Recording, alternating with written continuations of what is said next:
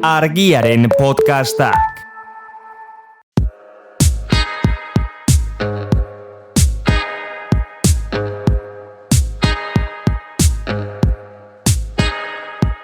Etxerako lanak, Mikel García Iriak ezen podcasta.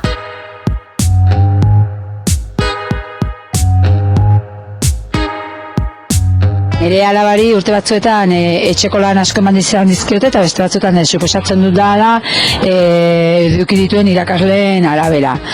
Eta asko eduki izan dituen urteetan, egia esan zaila izaten da, gero extraeskolarra direla eta kongeniatzea, ze azkenean berandura arte egon behar izaten da, batez ere astean zehar. Eta karo horre suposatzen du, era berandu sartu behar izatea. Hori da Itziarren esperientzia. Alaba DBH-en du eta ziurrenik beste guraso batzuen esperientzia ere ez da urruti biliko. Pentsa, sinadura bilketak ere bultzatu izan dituzte gurasoek, seme alabei etxerako lanak ez bidaltzeko eskatzen. Podcast sail hau gaur abiatzen dugu, eskolaz eta etxeaz, hezkuntzaz eta heziketaz arituko gara astelenero, galderetatik abiatuta. Etxerako lanak du izena, eta beraz, ja asmatuko zenutenez, lehenengo podcasta etxerako lanei eskainiko diegu ezinbestean.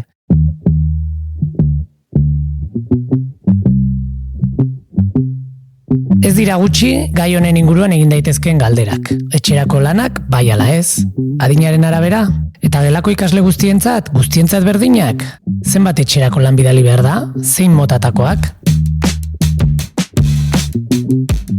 Adimen artifizialik ez dugu podcast honetan, baina bai adimen naturala. Eider gure ikasle fina. Eider Arbelera. Zer diote esaiguzu eskolak etxerako lanak bidaltzearen aldekoek? Lagungarri dira eskolan ikasitakoa sendotzeko eta hobeto barneratzeko. Ikaslei disiplina, ardura, autonomia eta ikasketa ohitura bereganatzen dituzte etxeko lanen bidez. Dena den Eider, egia da baita ere, disiplina, ardura, autonomia eta halakoak beste zeregin batzuen bidez ere indartu ditzaketela seme alabek eskolatik kanpo. Aldi berean, irakasle bati baino gehiagori entzun izan diogu. Materia gehiegi dago emateko, eta hori guztia eskolan lantzeko nahi beste denborarik ez. Ez behintzat motelago doazen ikasleen erritmoa errespetatu nahi bada. Kurrikulum puztuegiak ditugu eta ez du denborarik ematen denera heltzeko? Nola konpontzen da hori, ez bada kurrikuluma arinduz, ikasle batzuei gutxienez, edo ez bada etxeko orduei denbora apur bat lapurtuz. Batzuetan apur bat baino gehiago. Tira, Eider zain dugu Arbelean. Zer diote etxerako lanak bidaltzaren kontrakoek? Aisialdirako, jolasirako eta beste arlo batzuetan garatzeko denbora kentzen dute. Ariketa errepikakorrak izan ohi dira. Ikastearekiko eta eskolarekiko jarrera ezkorra sortzen dute, eta desoreka handien iturri dira. Hala da, desoreka sortzen dute. Etxe batetik besterako aldea handia delako eta deno dakigulako, gurasoek ez dutela berdin laguntzen etxe batzuetan eta besteetan. Non dago neurria?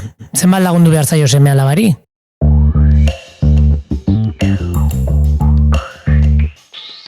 Guraso batzuek zuzenean ez dute esku hartzen, edo ahalik eta gutxien, eskolako lanak seme alabak berak bakarrik egin behar dituela pentsatzen dutelako.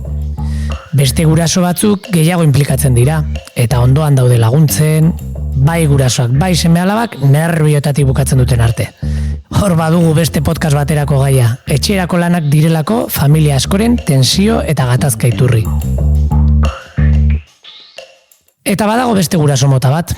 Hauei zuzenean eskuetatik joaten zaie seme alabari laguntzarena.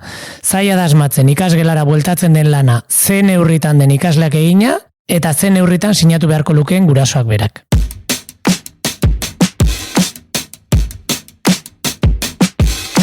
Anekdota gisa, duela urte batzuk Madrilgo aita batek kontatu zuen alabari berak egiten zizkiola etxerako bidaltzen zizkioten ariketa gehienak. Alabak denbora izateko, beste gauza batzuk egiteko. Adibidez, etxera 10 zatiketa ekartzen zituela alabak, lehenengoan eskari uzten zion egiten, ziurtatzeko bazekiela egiten, eta gainerako 9 aitak egiten zituen. Horretarako, hori bai, denbora eta gogoa behar da, baina baita gaitasuna ere. Horra hor beste aldagai funtsezko bat, etxe ugaritan gurasoak ez dira kapaz seme alabari laguntzeko, edo ez behintzat ikasgai guztietan. Eta guraso ez ari gara, baina zenbat ikasle joaten dira eskola partikularretara eskolako lanak egitera? Bueno, badugun panorama anitz eta desorekatu horrekin, gero irakasleak lan horiek puntuatu egingo baditu, ez dirudi oso bidezkoa. Francesco Tonucci, pedagogo italiar famatuak ere sarritan kritikatu ditu etxerako lanak. Eider, aprobetxatuko dugu oraindik ez zaudela iserita, eta etorri ona eta konta iguzu zer dioen Tonuccik. Tonucciren esanetan, etxerako lanek inoiz ez dute lortzen eskolak uste duen emaitza. Haunentzako laguntza izan beharko lukete, baina hauek ez dira hain kapaz lan horiek egiteko, eta maiz etxean ez dute laguntzarik aurkitzen. Maila sozial eta kultural baxuko familietakoak baldin badira. Alegia, etxerako lanei etekin gehien ateratzen diotenak dira justu gutxien behar dituztenak. Etxerako lanak bai, etxerako lanak ez, dikotomia horretatik atera eta bigako ematen ditu Lourdes Inmaz Euskal Herriko Guraso Elkarteko koordinatzaileak. Kopurua orekatzea eta etxerako lan esanguratsuak izatea. Koordinazio handiagoa behar da, ez? Osea, koordinazio bat irakasleen artean, adosteko, aste horretan, zenbat etxeko lan izango dituzten ikasleek. Gero ikusten duguna baita ere, etxeko lanak askotan direla oso errepikakorrak eta batez ere guztientzako berdinak, ez? Guzti plantatzen zaie etxerako lan berdinak. Eta horrek ez dauka zentzurik, uste dugu etxerako lanak egon behar direla ikasle bakoitzari egokituta, ez? Hori alde batetikan. Gero baita ere, askotan gertatzen dena da, etxerako lanak direla klasean egin ez den hori egiteko, denborarik ez du ematen, eta etxean amaitu hau, ez? Eta hori ezin du izan. Kurrikuluma eskolan eman behar da, kurrikuluma ezin da etxean eman. Eta gero baita ere ikusten duguna da, etxerako lanak izan beharko liratekela osagarriak eta praktikoak. Hau da, egin daitezke lantaldean egin daitezkeen gaiak, edo pixka bat eskolan egiten den hori osatzen dutenak, ez? Entzun dezagun beste audio bat, Iñaki Larrea irakaslearena. Berak kompetentzietan jartzen du fokua eta ez hainbeste edukietan. Nik uste dut gehiago jo beharko denukela horretatik, ez? Zein izan beharko litzateken aur baten egitekoa eskolatik kanpo, ez? Eta nik uste dut jolasak sekulako ekarpena egin dezakela, etxeko ez etxerako lan, eskolako etxerako lan, baizik eta etxeko bizitza horrek ere eman dezakela aukera ikasteko, hor daude matematikak, hor daude hizkuntzak, hor daude kompetentzia mordo bat, orduan nik uste dut kompetentzia terminoetan hitz egingo bagenu eta ez horren beste eduki terminoetan eskolak bidalitako etxerako lan horiek ediratekela horren beharrezkoak izango, ez? Kontua kontu, egunak 24 ordu ditu. Zenbat denbora eskaini behar zaio eskolari eta eskola bidalitako etxerako lanei, eta zenbat haur eta gazteen garapen integralean garrantzia duten bestelako arloei, zerik entzen diote denbora etxerako lanek? Ikastetxe asko eta askotan, zailtasunak dituzten ikasleek, eskola orduak bukatu eta jarraian ikastetxean bertan eta irakasleekin jasotzen dute laguntza. Nolabait etxerako lanak ikastetxean bertan egite dituzte. Eta eskola batzuetan, ikasgai ezberdinetako irakasleak elkarren artean koordinatzen dira, denek aldi berean etxerako lanak ez bidaltzeko. Edo astebetean ikaslek egin beharrekoak adosten dituzte irakasleek, eta lan horiek eskola orduetan burutu ahal izateko egiten da plangintza. Ordu horietan ariketak egin ez dituenak horrek bai, etxean amaitu behar. Azken finean, ez dira gutxi gaiaren inguruan gogoeta egin duten ikastetxeak. Eta gogoeta horren ondorioz erabaki dutenak etxean egiteko bidaltzen den lan kopurua murriztea eta bidalitako lanen moldea aldatzea. Adituen esanetan, gogoeta abiatu nahi duten eskolek gutxienez honako 3 galderei erantzun behar diete. Bat, etxerako lanak eraginkorrak aldira. Pista bat, segun eta ikerketa, emaitzak batzuk edo besteak izan daitezke. Baina orokorrean badirudi ez dagoela frogatuta haien eraginkortasuna. Eta ondorio bat behintzat nahiko garbia da.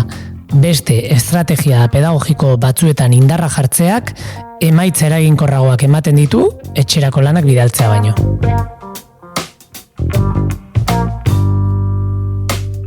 Bi, zein helbururekin bidaltzen dira etxerako lanak?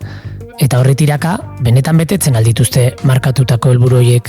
Ezarritako helburuetara iristeko tresna dira, ala azken helburu bilakatu dira etxerako lanak. Alegia, edukiak barneratu ote diren jakiteko froga bihurtu aldira.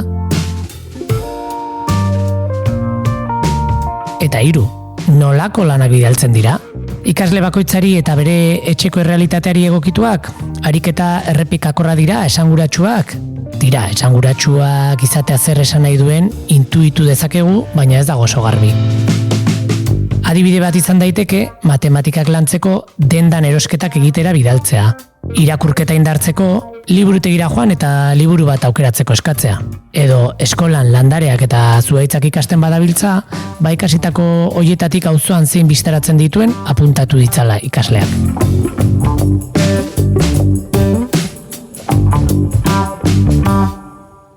Hausnarketarako azken puntua, Iñaki Larreari utziko diogu.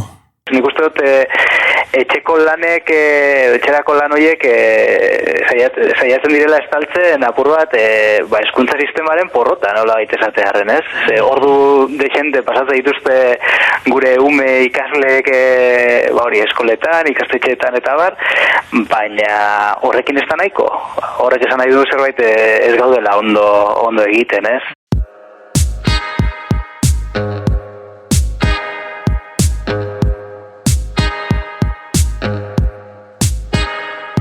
Etxerako lanak zertarako?